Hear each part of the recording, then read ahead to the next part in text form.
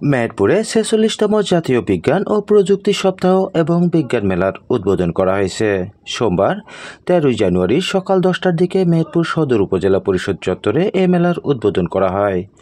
জাতীয় বিজ্ঞান ও প্রযুক্তি জাদুঘরের তত্ত্বাবধানে বিজ্ঞান ও প্রযুক্তি মন্ত্রণালয়ের পৃষ্ঠপোষকতায় মেহেরপুর সদর উপজেলা প্রশাসন আয়োজিত অনুষ্ঠানে সভাপতিত্ব করেন সদর উপজেলা নির্বাহী অফিসার খায়রুল ইসলাম।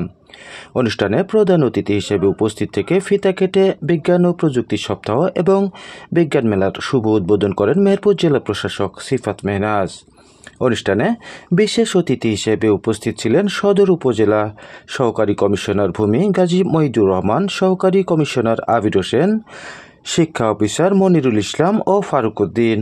পিআইও সাইদুর রহমানের সঞ্চালনায় এ সময় বিভিন্ন সরকারি দপ্তরের কর্মকর্তা কর্মচারী, শিক্ষা প্রতিষ্ঠানের শিক্ষক শিক্ষার্থী এবং গণমাধ্যম কর্মীরা উপস্থিত ছিলেন। এবার মেলায় ১৯টি স্টল স্থান পেয়েছে বলে জানা গেছে। মেলার উদ্বোধন শেষে বিভিন্ন শিক্ষা প্রতিষ্ঠানের উদ্ভাবিত প্রযুক্তি প্রদর্শনী স্টল ঘুরে দেখেন অনুষ্ঠানের প্রধান অতিথি জেলা প্রশাসক সিফাত মেহনাজ।